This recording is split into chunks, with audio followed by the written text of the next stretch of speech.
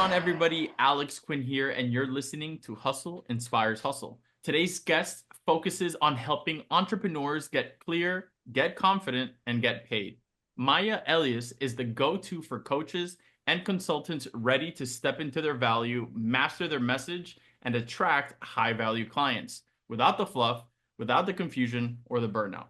If you've ever felt stuck trying to explain what you do or price your offers with confidence, this is the episode you've been waiting for. Maya, thanks for jumping on. Thank you so much for having me. I'm excited. Yeah, I'm excited too. Where are you patching in from? I live in Atlanta, Georgia. Oh, yeah, the A. I haven't been in a minute.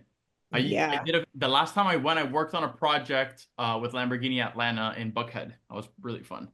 Oh, nice, nice. Okay. Yeah. I know where that is. Yeah, I love Atlanta. I will say the pollen is trying to kill me though, so I'm just trying to hang in there right now. I know. Are you born and raised or?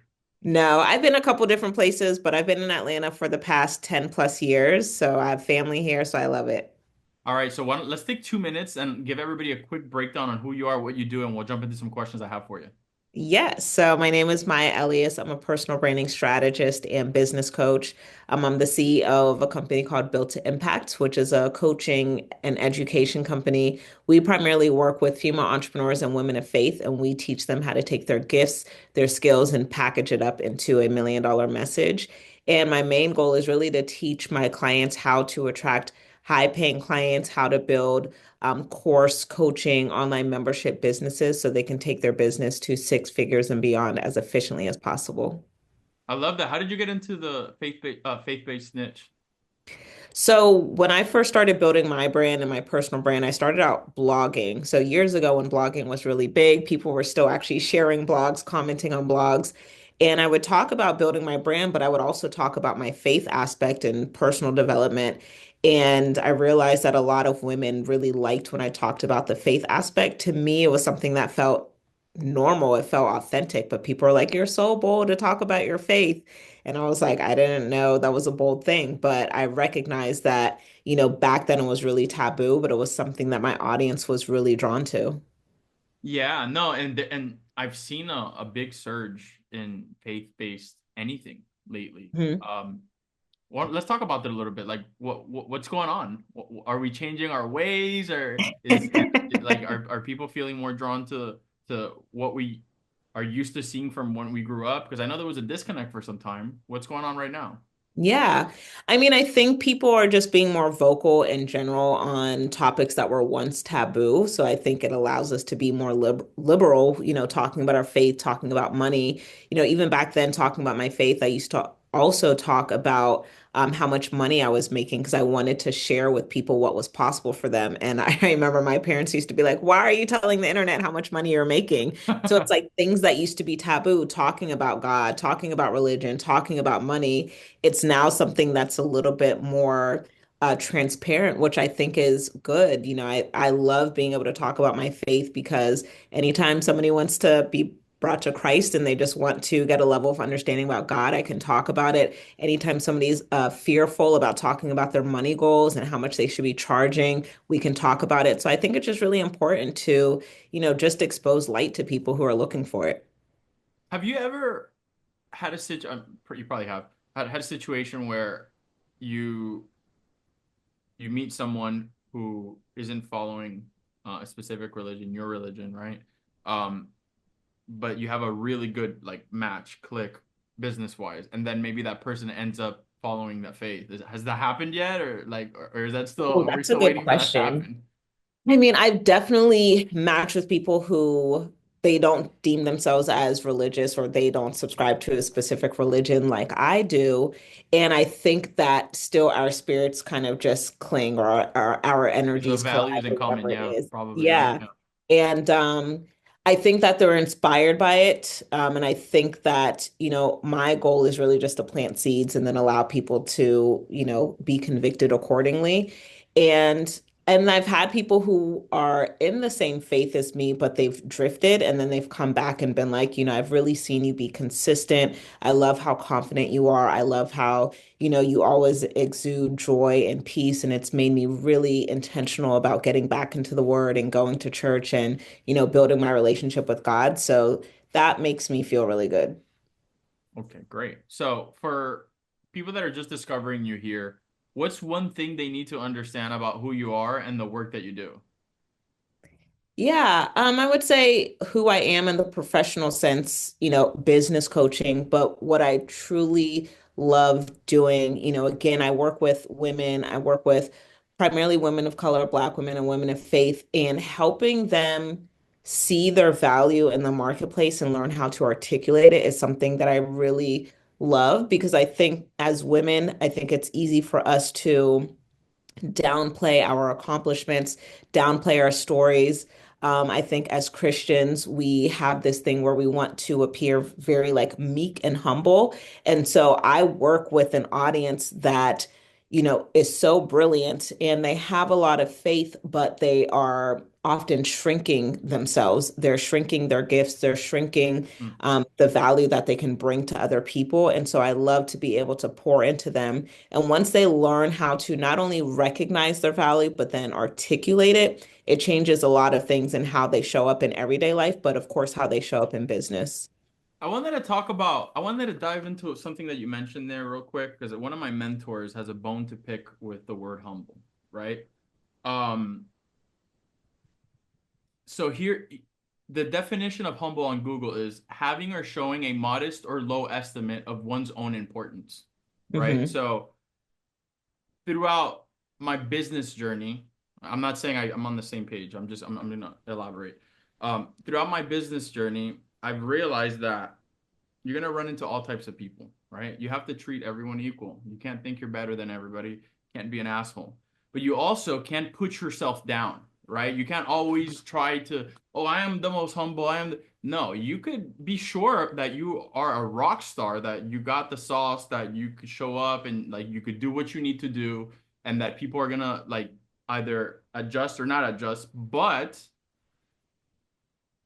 you don't have to undermine yourself in front of others, right? And I 100%. find that that's the reason a lot of people don't know how much to charge for their offer, how to price themselves, how to go into the next tier because they're always thinking from a place of lack.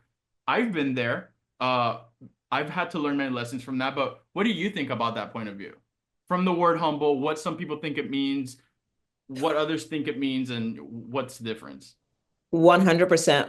One thing that I tell my clients is that if being humble causes you to shrink, then you need to be something else because you're not going to be able to win if you're constantly shrinking, you're constantly hiding, you're not telling people about your gifts. And, I think when it comes to personal branding, people are fearful because they think personal branding is all about who they are in terms of like, well, do I have to talk about myself? Do I have to talk about my life? Do I have to show my kids?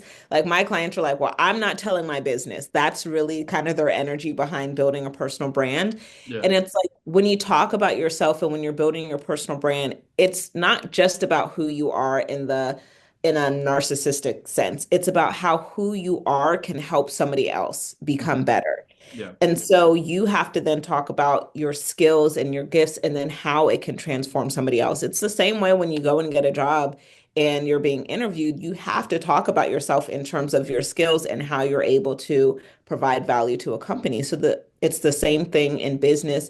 You have to learn how to talk about yourself in a way where you feel comfortable and you're Right. still making it about the other person. You know, in the youth specifically, like probably I would say like 23 years old and under right now, I'm seeing a lot of insecurity, a lot of no eye contact, a lot of I'm not shaking hands, a lot of oh, I can't do that. Oh, what if this happens? What if that happens? What if they say this? What if they say that?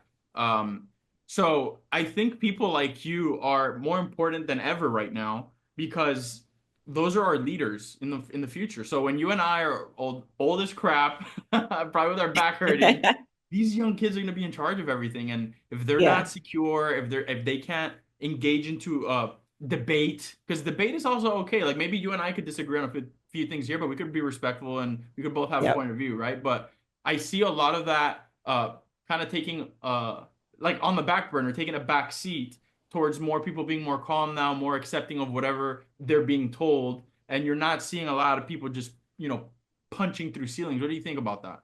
Mm. Well, I think it's a combination of a few things. I think when I first started my business, got into the branding space professionally, it was 2008 when, Instagram wasn't around. Threads wasn't around, TikTok wasn't around. Mhm. There wasn't as much noise back then as there is now. So I really felt no level of shame about the stuff that I put out because it was like, well, who was there to judge me? There's not really that many people doing what I'm doing. And so I think in today's day and age, there's so much, noise, and I think people are so nervous about competition. They're so nervous about what other people are saying. And I really think the issue is we're so driven by ego because we're more focused on what other people think about what we're doing than we are on actually doing what we're called to do. And Right. so it's like at the end of the day, it's like, well, whose voice are you listening to? Are you listening to God? Are you listening to your intuition? Are you Mhm. listening to your purpose, your drive? Or are you listening to a stranger, username 12345 with Mhm. no photo who's trolling you in your comments? And so I actually think it comes down to really identity and core values. Like you have to really be rooted in something that where somebody says something about you that you're just not shaken. Yeah. Especially if you want to make an impact. At this point, I'm have a community of over 75,000 people, and it's like obviously every once in a while somebody's going to say something about me that they disagree with or Yep. whatever it is, and it's like, but I have to be rooted in my calling to help women of faith use their voice and make good money. And so it's like I think the first thing is we just have to get people back rooted into something meaningful beyond followers and beyond other people's opinions of us. And then I think the other thing is that we need to build a higher level of discipline where we don't just feel like quitting because something is annoying or something is hard or, we want to protect our peace in the name of boundaries. And it's like, no, you're just the moment you're inconvenienced, you want to quit. And so I think we have to learn how to be more resilient. That's really what's going to allow us to look people in the eye, have conversations. Like I recognized when my brand started growing that I was an introvert and I had no idea. Like in college, I thought I was an extrovert because I would go out and party and have fun. Once people knew who I was, I started to shrink more and I was introverted. So then I challenged myself. You need to go to conferences. You need to initiate conversations. You need to have eye contact. You need to remember people's names. And so I think it's really important that when we recognize a deficit or a weakness within ourselves, instead of just accepting it as, well, that's just who I am, I think we need to say, how can I be more disciplined and challenge myself to improve and get better? Yeah. I agree so much with what you said about there being a lot of noise online. Um, so people, yeah, people, so a lot of people will be intimidated. Others will think that they have to do a bunch of things to be happy. Others will have role models that shouldn't even be a role model.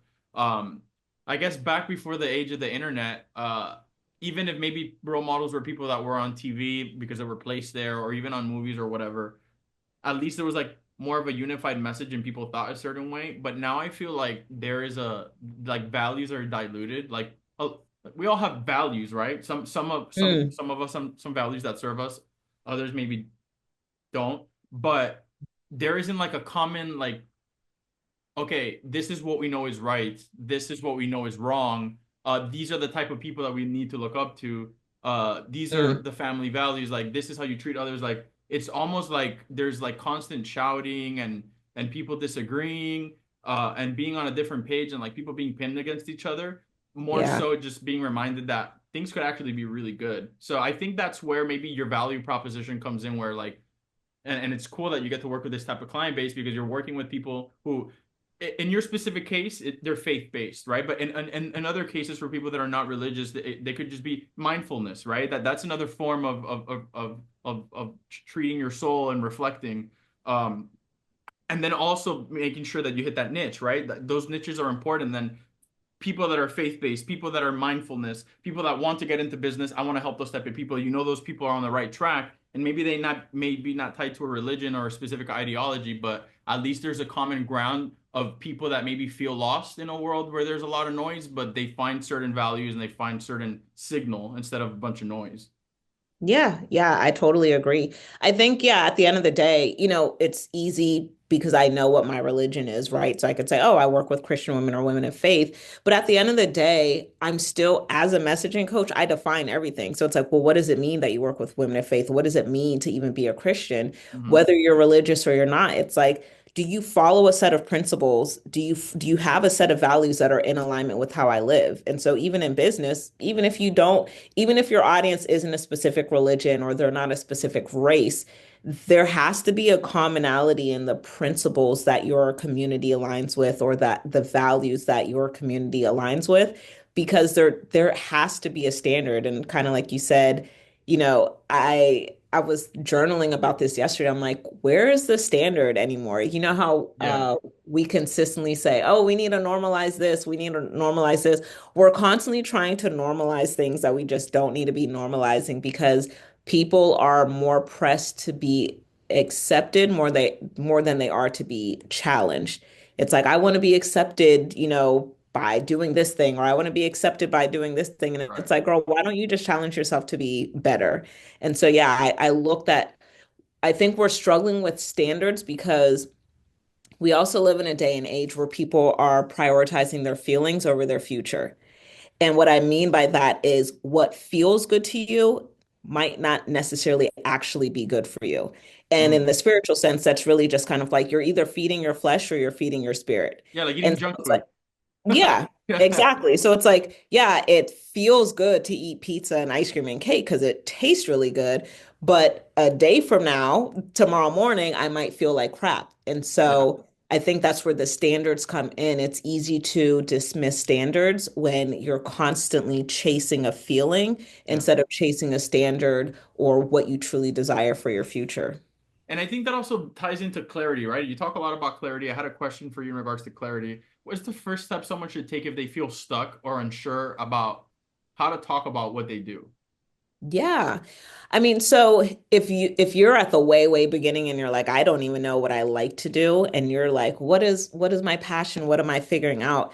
I think one of the first places that you can start is not even just asking what you love. One of the things I encourage my community to do is to also think about what you hate. Because when we hear the word passion, we think about like, oh, I love this thing, and this is what makes me feel really good. But passion isn't just about what you love. Passion is about what you hate. It's about the thing that makes your blood boil. And when you think about the most prominent movements that we've had in history, when you think about, civil rights, even when you think about the LGBT movement, when you think about all of those things, it's not just, oh, I love the idea of Black people having equality. I love the idea of gay people having equality. It's I hate the inequalities and the injustices that I see for Black people. I hate the inequalities and Understood. injustices that I see for, LGBT community. And so you have to think about what's the thing that makes my blood boil enough for me to want to do something about it. That thing for me is I hate to see women be silenced. I hate to see people say they believe in God, but they live in lack and they're not in Ooh. alignment with abundance because I think it's a poor reflection of Christ. And so I built an Yeah. entire brand on teaching women how to use their voice and teaching women of faith how to make money so they can live an abundant life that's in alignment with what Christ wants for us. Yeah. And so if you can get very clear on what makes your blood boil and tie it to a skill set so you can make a difference, that is really the first step in terms of where you want to start. And then when it comes to your messaging, you want to answer three questions. Who are you in the marketplace? Who do you serve in terms of who's your audience? And how do you serve them in terms of your frameworks, your philosophies, and your offers? Love that. You just went off. You just went off. That was great. That was fantastic. Thank you for that. Thank you. What mistakes do you see keeping talented entrepreneurs from hitting the 100K mark, whether it's 100K a year, whether it's the 100K a month or every 3 months? Like, what's keeping people under 100K? Oh man. I mean, yes, there's going to be different mistakes at different levels. I have a framework called the Six-Figure Expert Roadmap where I teach people how to get to 100K a year, 100K per quarter, and 100K per month. And that first 100K is just simply getting clarity on those three questions that we talked about. Like, who are you in the marketplace? Who do you serve? How do you serve them? And when you're starting out, before you're making 100K, you're likely not really clear on who you're serving. You haven't niched down well enough, and or you haven't niched down to an audience that's willing to pay you what you really want to charge. And you also haven't had the courage to actually increase your prices. So usually at the first phase, you're selling things like a la carte. So if you're a coach, you're doing hourly coaching, you're charging 65, $75 an hour, maybe $100 an hour. If you're a graphic designer, you're charging for a logo, you're charging for one landing page, you're charging, it's just the a la carte stuff. Mhm. And so what you really want to focus on is packaging things. You want to go from hourly to like a 6 session package for $1,500. You want to go Bundles, from yeah. the $200 logo to the $5,000 branding package that comes with the logo and the website and the social media graphics, for 90 days with the upkeep, right? So you want to really figure out how can I package this so I can work with less people but still make more money? And so that's really the first thing that you want to do, but that's going to require you to niche down into what do you do really well and who is your audience? A question that I ask my clients in this phase is, what are you the absolute best at? What is the thing that you know for sure you're better at than like 98% of the world? So that's really the thing. You want to master it, you want to package it, you want to price it to get yourself to that 100K mark. Then getting to the $100,000 per quarter, you have to be consistent with your marketing. And so one of the biggest mistakes in this phase is that people think that an announcement is the same thing as a launch. People think that an announcement is the same thing as a launch, meaning they think, well, I posted it on my Facebook, so I launched. Or I sent one email out to my email list, so I launched. Or I text five of my friends about my website being live, so I You're launched. right. And You're so right. Yeah. yeah, I'm sure you've seen it where it's like, yeah, I did the one post and it's like, girl, the way the algorithm is set up, that one little post is not about to do anything. Yeah. 7 posts ain't about to do nothing. So when you think about a launch, you have to think about an entire marketing campaign. Even as big as Beyonce is, Beyonce has to do more than do one post. Beyonce is doing, she's doing campaigns, right? You're seeing artists, people that you really admire and respect. They're doing full-on campaigns. I think it was Morris Chestnut who just came out with a new show, and you would just see him on interviews, Yeah. doing reels, creating all this content. It's like as fine and as famous as Morris Chestnut is, if he still has to do a whole marketing campaign, you better believe that you're going to have to as well, Well, even like considering Will the size of Smith, your like with audience. Bad Boys here in Miami. Wow, like last year, it was all about Will Smith. He was doing videos with every influencer, collabs on a Spanish network, on a like this guy was everywhere. But Will Yeah. Smith is going to like a tiny radio station, even though like 20 people are gonna hear him to promote his story. You could do more than a post. I absolutely agree. And I probably been there myself thinking, oh, I just did this and I launched. And no, a launch, there's layers to a launch. There's PR, there's marketing, there's branding, there's relationships, there's referrals, there's feedback, there's customer Mhm. service, there's like endless layers, and it's not just making an announcement. I love that you just brought that up. Yeah, so true. I agree. It's like when you see people launching, you see them everywhere. And so you have to also figure out like how can I be omnipresent with my messaging? Now, you mentioned something on one of your previous points that it was about like raising prices or bundling or getting to that next step. So, a lot of entrepreneurs undercharge because they think charging more means I have to do more. How do you break that belief? Yeah.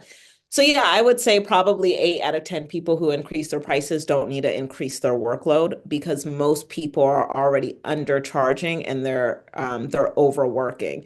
There are some of you where if you're going to increase your price, you might need to offer more, but for the majority of you, you know already that you're being underpaid. And a way to test this is if somebody pays you, they say yes very quickly, and you feel a level of resentment when you're doing the work and you're thinking, I should have charged them more. So Yeah. that's already a sign. So rather than figuring out how to repackage your offer or pivot or rebrand yourself and all that, just simply charge more, have more sales calls, have more sales conversations, say your higher price point and see how people react to it.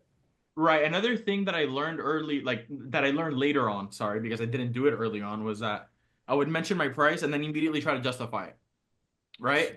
Yes, Uh, yes. that's not good. So something I learned from Chris Voss, who has an incredible book, Never Split the Difference, and was a guest on this podcast, was say your price. Don't say it with conviction. You don't have to shout it, but it's like, how much is your package? $10,000.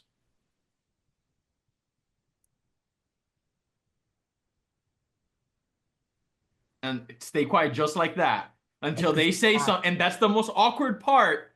It's but you so got to do awkward. it. And so important. Oh my gosh, yes, it's the exact same thing that I teach my clients. It's like, so we'll kind of role play and I'll tell them how to do, have sales conversations, run sales calls, hear the person's pain points, hear them out, hear their vision, their dream, and then you introduce your offer, you let them know what the investment is. And to your point, a lot of people will immediately try to justify their pricing. They'll immediately try to offer a discount. And it's like, girl, just say your price and don't say anything. Stop playing yourself. Stop talking yourself out of a sale. Stop talking yourself out of a check. Yeah, that's right. Yeah, yeah. and and See, and it really, and vice versa. When you're doing a deal with somebody and you're gonna close them for, I don't know, a service, they're gonna fix your air conditioning, they're gonna fix your roof, whatever. They tell you a price. They try to justify right away. You immediately, as a negotiator, know there's room to wiggle right there. So it works both ways. oh yeah, exactly. As a consumer, I'm like, well, do you think you could do this or whatever? So, Yeah, no. They open that door, it's hard to close it. Now, yeah. speaking about money, a lot of people say, I don't know what to charge. I don't know how to charge. Where do I start? Where do Mm. they start, Maya? That's a great question. I see a lot of people start where they say, well, I looked up my competitor pricing just to see what everybody else was doing. And I'm like, I mean, everybody else is also undercharging out of fear. So I don't really know if that's the best place to start. I say you really want to take a look at this is where knowing how to assess value comes into play. Because the first thing you want to really understand is you want to attract clients who are searching for value. I want clients who are looking for value, where their number one priority is receiving value instead of looking at cost. And there's a difference. And I think that's where we go wrong, trying to look at Yeah. what our competitors are doing, because we're looking at the price and we're looking at the cost, and we really need to be looking at the value. And so what I mean by that is What somebody is what sending in. service am I getting? How are they talking to me? Are they showing up on time? What extra perks come as part of the service? All of that personalization is what I guess you're going towards, right? Yes, some of that, but even deeper than that, there's a difference between somebody coming to me and saying, well, how much is your coaching program as the very first thing they ask me, versus them coming to me and saying, here's what I'm struggling with, here's what I need help with. Does your program offer this? They're searching for value, not searching for price. And Uh, so when you're considering value, here's how we look at value. Value, one, is going to be subjective. Everybody is not going to think that your offer is valuable because everybody's not experiencing the same things. Your ideal client will find your offer valuable if one, you understand their pain point, and two, you understand their desires. Your offer needs to significantly alleviate or completely eliminate their pain point, and it needs to get them as close to their targeted desire as possible. That is what makes something valuable. So, for example, if somebody, we have people who apply to join my program. Our program is designed to get people to $10,000 a month. If somebody applies to work with me and their goal is to make $5,000 a month, they may find my program valuable, but at the price point that I charge, it may not be what they desire because they're wanting to charge 50% less than what I'm trying to give them. right. Now, the people that come to me and they're like, Maya, I want to make $15,000 a month, $20,000, $30,000 a month. Those are the people that are like, yes, I know for sure I want to join your program because I have a standard and a goal that's in alignment with your promise. So Right. you have to know, what is the promise of your offer? Does the promise of your offer eliminate a pain point and get them to their desire? That's where value is. Then you need to do some market research and understand, what are people willing to pay to experience their desires? What are my clients willing to pay to build $100,000 minimum a year business in less than 12 months? What is your client willing to pay to keep their marriage intact? What is your client willing to pay to lose 20 pounds and feel confident in her marriage again? Mhm. What is your client willing to pay to, if you, let's say you are a natural hairstylist and you want to educate women on their natural hair, what is your client willing to pay to not have to go to the salon every 2 weeks to get her hair done because she's ignorant on how to do her own hair? Once you know the promise, the pain point, the desire, then you need to do market research on, well, what are you willing to pay to ensure XYZ, to ensure you get this desire? Yeah, you just went crazy on that because, and as you were talking, I was pulling my notes out because I was going over the book. Is it? I think it's called The $100 Million Leads and $100 Million Offers by Alex Hermosi. He's Hmm. a great marketer, and he talks about when shaping your offer, whether you're a product or service, whatever it is that you're selling, you have to essentially project for people their dream outcome, right? You Yes. have to project their perceived likelihood of achievement, like how likely is it that they're actually going to get this result. Yep. You have to tell them how long it's going to take, because people usually want to know, well, how long is it going to take, Yep. and how much sacrifice or effort from my end is it going to take. Also, 100. that something that's not in here is who else has done it, and who else in this community of yours that you're trying to bring me into or inviting me to, how are they doing? So Yeah. all of these things together with what you just said is the perfect recipe for, I think, any type of offer, because what we just talked about here is good for food, is good for restaurants, is good for gyms, is just, what are the pain points? How quickly do they want to get there? What are their perceived likelihood of getting there? Who else has seen these results? Do your market research to make sure that you're charging accordingly. Give a good personalized service. Don't undersell yourself. Don't be overly humble, and then you got yourself a nice offer. 100%. Yeah. And definitely don't underserve yourself. And to your point, when you're saying the price, just feeling very confident, just allow your tone to be the same consistently throughout, right? Like you can't be enthusiastic when you're talking to them about their desires and their pain points, and then you get to the price and you're whispering, or you get to the price and you're super duper loud. It's like it has to just feel like it is what it is. I'm just as enthusiastic as when you joined the call and I said hello, as enthusiastic as I am to say that it's $10,000. Right. Now, talking about pricing, because you're gonna get the people that are gonna tell you, okay, very valid. Everything you're telling me is very valid, but I have no track record. Okay, I have no case studies. Blah blah blah blah blah. What role does positioning play in how much you could charge, and how do you start to shift that positioning intentionally? That's a good question. So yeah, I mean, people have come to me where so our prerequisite to be a client is you have to be an expert. You don't have to be an expert in business, but you have to be an expert in whatever your skill set is. Meaning you've had a minimum of 5 years in your industry. You've been doing this for friends or family. You've been doing it in corporate at your 9 to 5, and now you are trying to build a business out of it, or you've been able to do it for yourself. So you have to have some type of track record. It doesn't need to be from paid clients, but you should have been able to get results for somebody, or else you don't need to be trying to charge high ticket. That if you haven't gotten results for other people or for yourself, you need to then go develop a skill set. But if you have a developed skill set, then you say, okay, my first testimonial is my testimony. So let's say you're a weight loss coach for, first time moms who struggled, with postpartum weight loss. I don't Yeah, assuming that's a thing, right? So you yeah, it say, definitely okay, is. 5 years ago, um, I gained over 50 pounds in my pregnancy and I had no idea about nutrition. And every single time that I would try to go to a gym or work with somebody, it was either a male who didn't have experience, or it was, a young 20-something-year-old who naturally had a good body and she's, never experienced pregnancy before. And so I did my own research and I figured out my blood type and I figured out my nutrition. And I started doing these at home workouts. And, after 6 months, I was able to, get off my first 20 pounds. Another 6 months later, I was able to get off the last 30 and have my dream body. And so I put together my own formula. I found some other friends, they used my formula, and I've been able to help my friends get off 15 to 30 pounds within the first year of having their baby. Now I want to take on clients. So that is how you do the positioning. You Yeah. tell your brand story. Like telling your brand story is the easiest way to position yourself. You are incredible at figuring out pain points for an offer on the spot. Holy shit. I gotta tell my team to bring you into some of our brainstorming calls and chop it up with you. Yeah, let's Maya, do what is the it. simplest way to describe your work to a stranger? My work or for somebody else General, who yeah, this people that job? are just like don't know how to do that elevator pitch, because I still think it exists, it Oh, for has to be sure. perfected. Oh, yeah, yeah, yeah, for sure. I mean, one of the biggest mistakes that experts are making or that people are making is that they're trying to sound smart.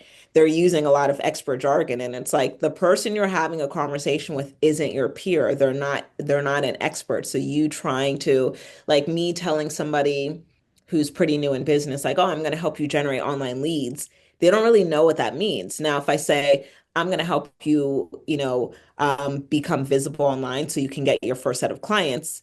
That's the same exact thing, but one way sounds more simple and it's speaking to their language. Yeah. And so 11th you grade reading basically level never will never fail you.